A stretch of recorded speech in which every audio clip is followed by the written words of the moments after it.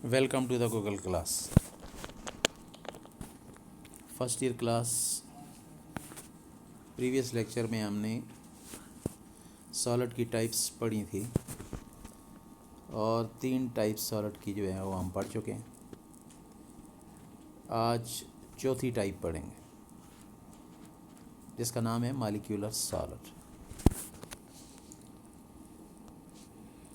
अब molecular solid जो है ये क्रिस्टलाइन सॉलिड की जो चौथी फॉर्म है, तो ये कौन सी फॉर्म है? Molecular solid consist of atoms और molecules held together by van der Waals forces. तो मॉलिक्यूलर सॉलिड जो हैं जी ये क्या हैं? ये एटम पे मुश्तमिल हैं, इनके अंदर एटम होते हैं या मॉलिक्यूल होते हैं, और ये एटम और मॉलिक्यूल आपस में हेल्ड टुगेदर होते हैं, बंधे होते हैं एक फोर्स के ज़रिए जिसका नाम है वैन डर वाल फोर्स। अब इनकी मिसालों की तरफ आते हैं कि कौन कौन सी एग्जांपल हैं जो कि मॉलिक्यूलर सॉलिड को रिप्रेजेंट करेंगे। Example of molecular solid are I2 iodine, P4 यानी फास्फोरस, S8 यानी रिंग शेप सल्फ़र। ये देखें I2 तो डायटॉमिक मॉलिक्यूल है, 2 एटमों का मॉलिक्यूल है। P4 4 एटमों के मिलने से मॉलिक्यूल है, और S8 8 सल्फ़र के मिलने से बनेगा, ये रिंग शेप होगा। तो ये तीनों मिसालें जो हैं ये मॉलिक्यूलर सॉलिड की। In general accept in ice, molecules in molecular solid are packed together as closely as their size and shape allow। कहते हैं जी आइस को छोड़ के, एक्सेप्ट आइस, आइस को छोड़ के बाकी तमाम के तमाम मॉलिक्यूलर सॉलिड के अंदर मॉलिक्यूल्स जो होते हैं वो क्लोजली पैक्ड होते हैं, और अपने साइज़ के लिहाज से और अपनी शक्ल के लिहाज से, यानी उनका साइज़, उनकी शक्ल जितना उनको अलाउ करती है वो इतने ही एक दूसरे के करीब होता है। यानी मॉलिक्यूलर सॉलिड जो है क्लोज पैकिंग में होता है। Because van der Waals forces and hydrogen bonding are generally quite weak compared with the covalent ionic bond. कहते हैं वैन डर वाल फोर्सेज में ये जिनकी वजह से मॉलिक्यूलर सॉलिड जो है ये बन रही हैं, तो वैन डर वाल फोर्सेज कहते हैं ये नॉर्मली कमज़ोर होते हैं। अब हाइड्रोजन बॉन्डिंग है, हाइड्रोजन बॉन्डिंग भी कमज़ोर होगी, लेकिन किसके मुकाबले में? स्ट्रॉन्ग बॉन्ड के मुकाबले, like covalent bond, like ionic bond.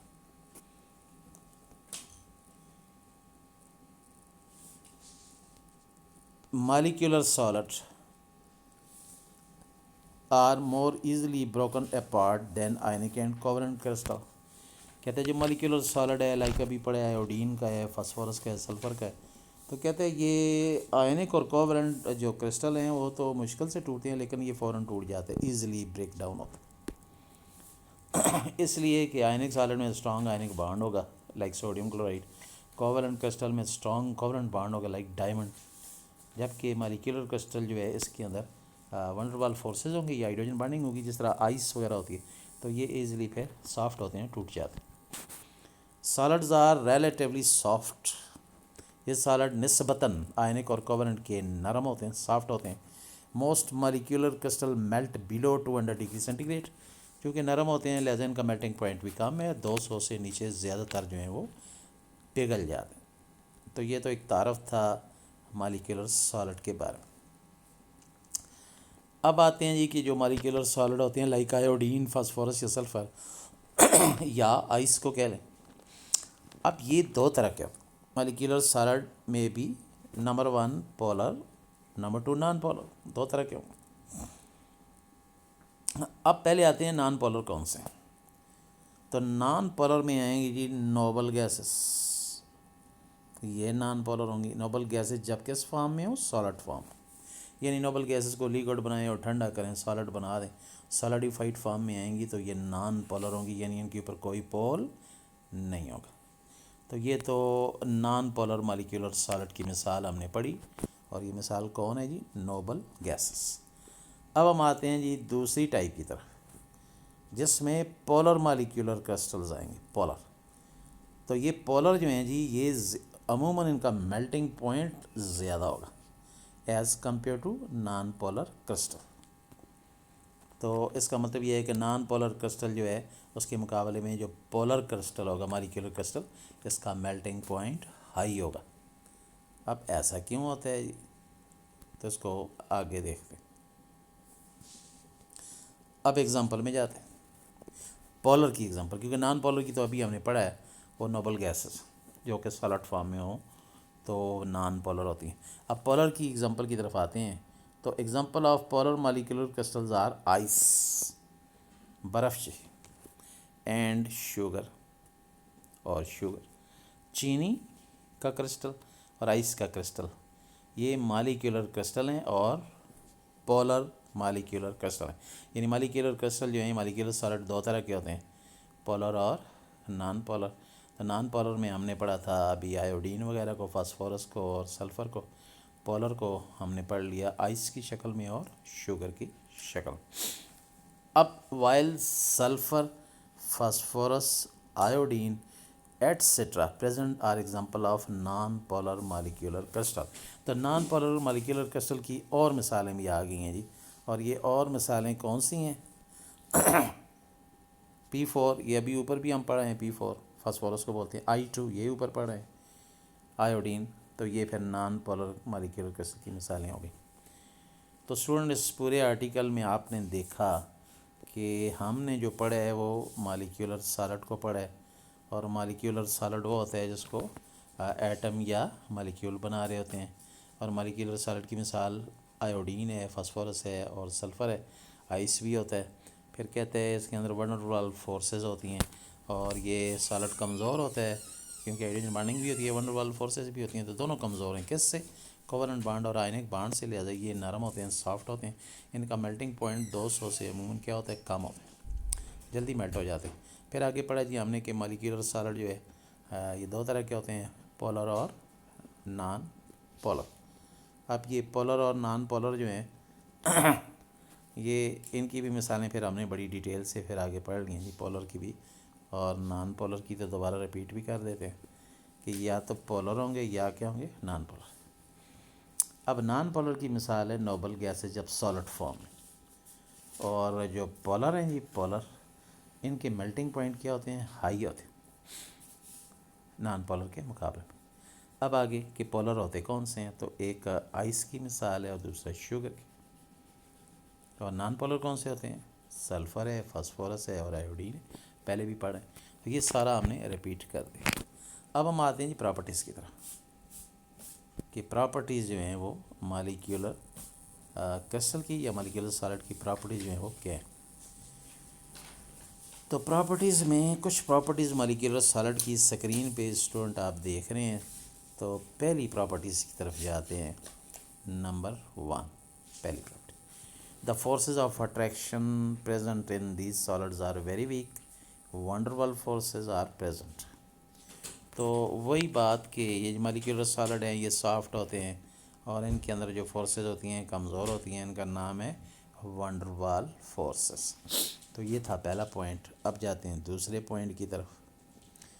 The molecular solid are soft, नरम होते हैं due to presence of van der Waals forces, van der Waals forces की वजह से।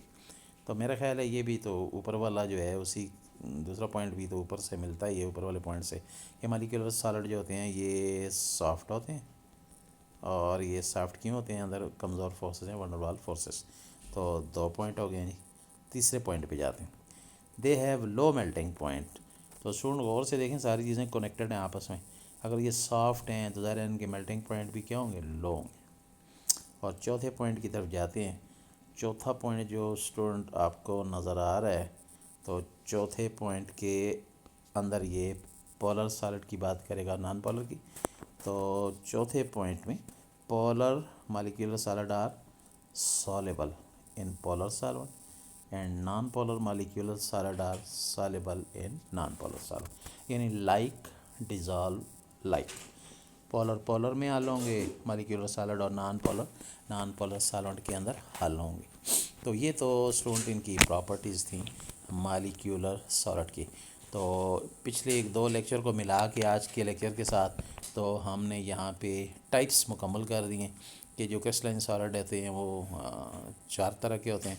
तो इसमें हमने आयनिक को पढ़ा पहला, दूसरा कोवलेंट को पढ़ा, तीसरा मेटालिक को पढ़ा और चौथा लास्ट में अभी हमने मॉलिक्यूलर सॉलिड या क्रिस्टल को हमने पढ़ा। तो चारों टाइप जो हैं ये क्रिस्टलाइन सॉलिड की मुकम्मल हो चुकी हैं। स्टूडेंट चैप्टर यहाँ पे क्लोज़ हो चुका है, चैप्टर ख़त्म हो चुका है। अब हम जाते हैं एक्सरसाइज की तरफ।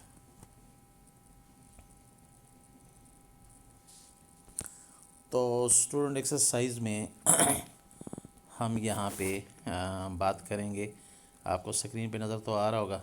और एक्सरसाइज में ज़ाहिर है शार्ट क्वेश्चंस होंगे, पहले हम मल्टीपल चॉइस क्वेश्चन की तरफ आएंगे। और ये जो मल्टीपल चॉइस क्वेश्चन है इसमें पहला जो है उसकी तरफ हम जाते हैं जी, एमसीक्यूज़ की तरफ। तो फर्स्ट एमसीक्यूज़ में अगर आप देखें तो आपको सवाल जो है वो नज़र आ रहा है नंबर 1 में जी, the crystal of ice is an example, और निशान तो लगे हुए, the crystal of ice is an example of. तो स्टूडेंट गौर करें ज़रा, अभी हमने ये तो अभी पढ़े, इसी लेक्चर के दौरान हमने पढ़े कि आइस किसकी मिसाल है, मॉलिक्यूलर सॉलिड की, अभी हमने पढ़े। और डिटेल बता दूं तो मॉलिक्यूलर सॉलिड में भी आइस जो है वो मिसाल होगी हमारे पास पोलर मॉलिक्यूलर सॉलिड की, क्योंकि ये मॉलिक्यूलर सॉलिड जो है ये दो तरह के होते हैं, पोलर और नॉन पोलर।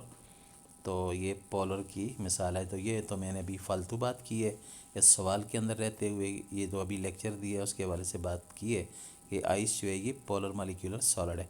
जबकि एस MCQs के अंदर है कि हम सिर्फ निशान लगाएंगे कि आइस जो है वो मॉलिक्यूलर सॉलिड है।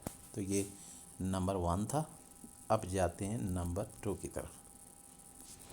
दूसरा सवाल है जी, KNO3 and NaNO3 have the atomic ratio 1:1:3 there in their crystal, this property is. अब देखें KNO3, एक पोटाशियम है, एक नाइट्रोजन है, एक ऑक्सीजन है। NaNO3 इसमें भी एक सोडियम है, एक नाइट्रोजन है, 3 ऑक्सीजन है। और KNO3 में एक पोटाशियम है, एक नाइट्रोजन है और 3 ऑक्सीजन है। तो रेशो 1:3 दोनों में आ रही है। तो जब रेशो 1:3 दो कंपाउंड में आए और वो बिल्कुल डिफरेंट कंपाउंड हो, इस प्रोसेस को आइसोमॉर्फिज्म बोलते हैं। तो करेक्ट आंसर हो गया जी, ये प्रॉपर्टी जो है ये आइसोमॉर्फिज्म कहलाएगी। तो 2 MCQs स्टूडेंट्स जो हैं वो हो गए। अब हम जाएंगे तीसरे MCQs की तरफ। अब तीसरे MCQs में देखें तो सवाल लिखा हुआ है, the number of centre of symmetry in cubic crystal is are. तो जो centre of symmetry cubic crystal में होता है, जैसे चीनी का दाना है या हमारे पास सोडियम क्लोराइड है क्यूबिक क्रिस्टल बनाता है, तो उसका सेंटर ऑफ सिमेट्री जो है कितना होगा, ज़ाहिर सेंटर एक ही होगा। तो जवाब है 1। तो तीसरा भी हमने कर लिए। अब चौथे की तरफ जाते हैं, number 4। A pair of compound which are isomorphic in nature। Isomorphic का मतलब ये है कि वो आइसोमॉर्फिज्म शो कर रहे हैं, तो उनमें आपको पता है एटॉमिक रेशियो सेम होनी चाहिए। तो 4 पेयर लिखे हुए हैं, एटॉमिक रेशियो ज़रा देखें, सेम जो है वो इस जोड़े में आ रही है। इस जोड़े को गौर से देखें, इसमें MgO लिखा हुआ है, एक मैग्नीशियम है, एक ऑक्सीजन है। और फिर आगे ZnO लिखा हुआ है, ज़ाहिर है एक Zn है, जिंक है, और एक ऑक्सीजन है, यानी 1:1 आएगा। दोनों में 1:1 की रेशो जो है वो हमारे पास आएगी। तो जवाब है जी MgO एंड ZnO, दोनों में 1:1 यानी सेम रेशो आ रही है, हालांकि दो मुख्तलिफ कंपाउंड है। इस प्रोसेस को हम आइसोमॉर्फिज्म कहते हैं। तो ये दो कंपाउंड आपस में आइसोमॉर्फिक हैं, जबकि बाकी तमाम कंपाउंड में देखें तो सेम रेशो किसी में नहीं आ रही, इनमें रेशो सेम आ रहे। तो 4 हो गए जी। अब हम जाएंगे जी 5वें की तरफ। 5वें है जी, crystal show variation in physical property depending upon the direction, the property is called as. यानी क्रिस्टल जो है उसकी फ़िज़िकल प्रॉपर्टीज़ जो होती हैं, लाइक लाइट का पास होना, हीट का पास होना, इलेक्ट्रिसिटी का पास होना, रिफ्लेक्टिव इंडेक्स वगैरह, ये फ़िज़िकल प्रॉपर्टीज़ हैं। तो ये डायरेक्शन के साथ चेंज होंगी। तो इस प्रोसेस को क्या बोलते हैं? तो स्टूडेंट्स आपको पता ही है कि क्रिस्टल की वो प्रॉपर्टी जिनका डायरेक्शन से ताल्लुक़ है, उन प्रॉपर्टीज़ को फिर हम एन आइसोट्रोपी बोलते हैं। वो फिज़िकल प्रॉपर्टीज़ होती हैं और इस प्रोसेस को एनाइसोट्रॉपी बोलते हैं। डायरेक्शन से ताल्लुक़ जो है वो इसमें आता है। तो 5 हो गए जी। अब जाएंगे छठे की तरफ, नंबर 6। नंबर 6 में आपको लिखा हुआ नज़र आ रहा है सवाल, पैरामीटर ऑफ यूनिट सेल है। यूनिट सेल की कितने पैरामीटर हैं? तो स्टूडेंट्स आपको पता है कि इसमें 3 लंबाइयाँ होती हैं, एक्सेस 3 जैसे कहते हैं एक्स वाई जेड, और 3 एंगल होते हैं उनके दरमियान अल्फ़ा बीटा गैमा। तो 3 एक्सेस या 3 लंबाइयाँ और 3 ज़ाविये एंगल, टोटल 6 बनते हैं। तो जवाब है 6। क्यूबिक जो होता है यूनिट सेल उसके पैरामीटर जो हैं वो कितने हैं? 6। तो ये भी हो गया। अब जाएंगे 7वें की तरफ। 7वां सवाल है sodium chloride on crystallisation form. Sodium chloride जो है वो जब क्रिस्टलाइजेशन करेगा तो ज़ाहिर है क्यूबिक लेटस बनाएगा। तो किस किस्म की क्यूबिक लेटस होगी?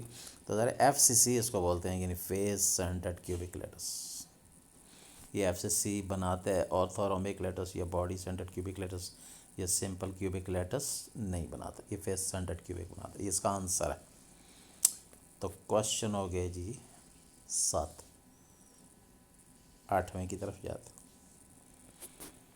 अब 8वें में आए, the molecule of CO2 in dry ice form. तो CO2 कार्बन डाइऑक्साइड जब सॉलिड फॉर्म में होती है उसे ड्राई आइस बोलते हैं। तो ये क्रिस्टल कौन सा होगा? तो स्टूडेंट्स ये क्रिस्टल मालिक्यूलर क्रिस्टल होगा, क्योंकि CO2 के मालिक्यूल मिल के इसको बना रहे हैं। तो जवाब होगा मालिक्यूलर क्रिस्टल। अब हम नंबर 9 जो है उसकी तरफ जाएंगे। नंबर 9। अब क्वेश्चन नंबर 9 जो है स्टूडेंट वो आपको नज़र आ रहा है, the nature of bond between atom in graphite is. तो जो बॉन्ड की नेचर है ग्रेफाइट के अंदर वो कौन सी होगी? तो आपको पता है ग्रेफाइट, डायमंड, ये तो कोवलेंट क्रिस्टल्स में आते हैं। तो इनके अंदर जो बॉन्ड होगा डेफिनेटली कोवलेंट बॉन्ड होगा। तो ये आ गया जी हमारे पास कोवलेंट बॉन्ड, कि इनमें कोवलेंट बॉन्ड जो है वो मौजूद होगा ग्रेफाइट के अंदर। और ग्रेफाइट है क्या? कल परसों हमने पढ़ा है, ये पेंसिल का सिक्का होता है और ये कोवलेंट क्रिस्टल की बेस्ट एग्जांपल है, और डायमंड भी इसके साथ उसकी बेस्ट एग्जांपल है। तो नंबर 9 में हमने पढ़ लिया जी कि ग्रेफाइट जो है इसके अंदर बॉन्ड की नेचर क्या है। तो जवाब है जी उसमें जो कार्बन होते हैं वो कोवलेंट बॉन्ड बना रहे होते हैं। क्वेश्चन नंबर 10 में जाए, the example of metallic solid is. Metallic solid की एग्जांपल कौन सी है? तो ए पार्ट में C लिखा हुआ नज़र आ रहा है, C। तो ये C जो है कार्बन को कहते हैं ये मेटालिक की जो है मिसाल है। तो मेटालिक की मिसाल कार्बन कैसे हो सकती है? कार्बन मेटल तो नहीं, लिहाजा ये गलत है। फिर B सेक्शन में जाएं तो B में आगे फिर B लिखा हुआ है, कैपिटल B। तो B का मतलब यहाँ पे बोरान है, बोरान एलिमेंट। तो बोरान एलिमेंट जो है ये मेटल तो है ही नहीं, मेटालाइड है, तो ये भी गया। फिर आगे सिलिकॉन लिखा हुआ है, कार्बन के बाद C में जाएं तो सिलिकॉन है, तो सिलिकॉन भी नहीं है। तो आपको पता है मेटालिक सॉलिड की बेस्ट एग्जांपल कौन है? कॉपर। ज़ाहिर है कॉपर बेस्ट मेटल है, बेस्ट कंडक्टर। तो मेटालिक सॉलिड की एग्जांपल इसने मांगी है जी। तो जवाब होगा मेटालिक सॉलिड की जो एग्जांपल है वो यहाँ पे जो आ रही है वो है कॉपर। अब नेक्स्ट आएगा students number 11। In the number 11 को देखें, लास्ट में आपको नज़र आ रहा होगा, in solid state the crystal which are good conductor of heat and electricity are. तो सॉलिड स्टेट में आप ले लें तो कौन सा क्रिस्टल जो है कहते हैं हीट भी अच्छी कंडक्ट करेगा और इलेक्ट्रिसिटी भी अच्छी कंडक्ट करेगा। स्टूडेंट नीचे 4 क्रिस्टल्स लिखे हुए हैं, कोवलेंट क्रिस्टल है जिसमें डायमंड और ग्रेफाइट आएगा। तो आपको पता है डायमंड किधर बिजली कंडक्ट करता है? नहीं करता। और फिर ग्रेफाइट जो है वो तो बिजली कंडक्ट करता है, लेकिन डायमंड जो है वो बिजली को कंडक्ट नहीं करता। और फिर आगे आ जाएं जी B आ जाते हैं आयनिक। आयनिक में आएगा जी सोडियम क्लोराइड। तो सोडियम क्लोराइड जो है ये तो बिजली कंडक्ट नहीं करता।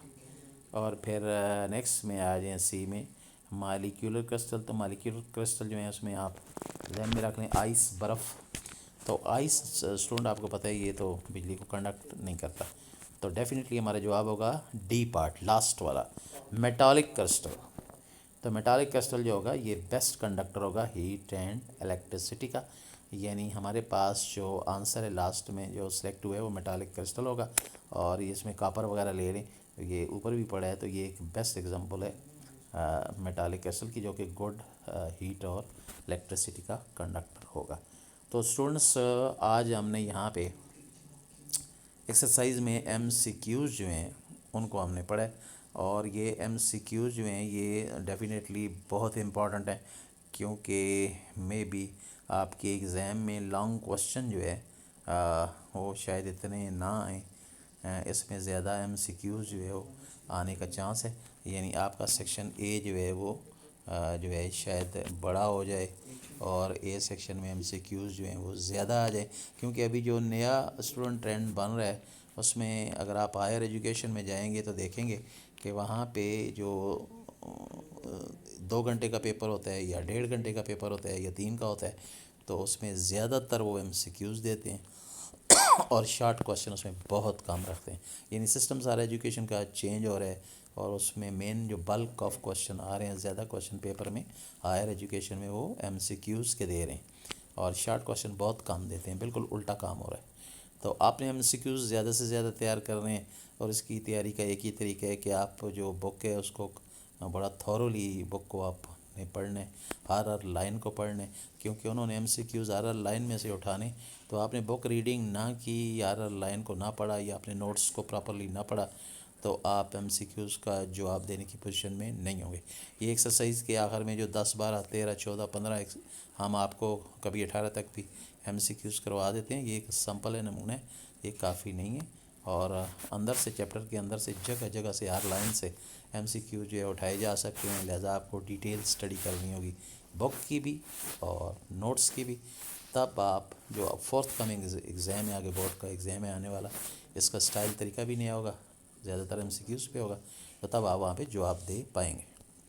तो ये आपने यहाँ पे थोड़ा सा इस चीज़ का ख्याल जो है वो रखना है। तो अब हम पूरा थोड़ा सा पूरे चैप्टर का स्टूडेंट अगर हम यादा करें तो पूरे चैप्टर में आप देखें कि हमने जो मैटर है उसकी एक फॉर्म को डिटेल से पढ़ा है, और मैटर की जो फॉर्म ने डिटेल से पढ़ी है इसका नाम सॉलिड है और सॉलिड का अगर आप रिव्यू लें तो सॉलिड कैसे कहते हैं, सॉलिड मैटर की वो फॉर्म है जिसमें जो एटम आयन या मालिक्यूल होते हैं जिन्हें यूनिट सेल कहते हैं वो क्लोजली पैक्ड होते हैं, और इस तरह के एक रिजिड किस्म की सॉलिड स्ट्रक्चर बनती है। और फिर आगे ये 2 तरह के होते हैं सॉलिड, आपको पता है कि एमार्फस सॉलिड होता है और एक क्रिस्टलाइन सॉलिड। और एमार्फस सॉलिड जो है उसमें हमने मिसालें पढ़ी थी ग्लास की, शीशा वगैरह, कोल टार था, और फिर इसी तरह जेमस्टोन से कीमती पत्थर जो होते हैं, और फिर फोम हो गया, घी हो गया, बटर हो गया, प्लास्टिक हो गया, रबर हो गया, कोल टार, तारकोल जिसे कहते हैं, एट्सेट्रा। तो ये एमार्फस सॉलिड थे। और फिर क्रिस्टलाइन सॉलिड की हमने दूसरी टाइप पढ़ा था, क्रिस्टलाइन सॉलिड। तो क्रिस्टलाइन सॉलिड वो था कि जिसके अंदर एक ख़ास तरतीब है, और ये तरतीब जो एक ख़ास हमारे पास आती है तो ये फिर ख़ास ज्योमेट्री और ख़ास एंगल से आती है, इससे एजेस बनते हैं, शार्प मेल्टिंग पॉइंट होता है, तो उसको हम कहते हैं जी क्रिस्टलाइन सॉलिड, जिसमें बेस्ट एग्जांपल थी हमारे पास सोडियम क्लोराइड की।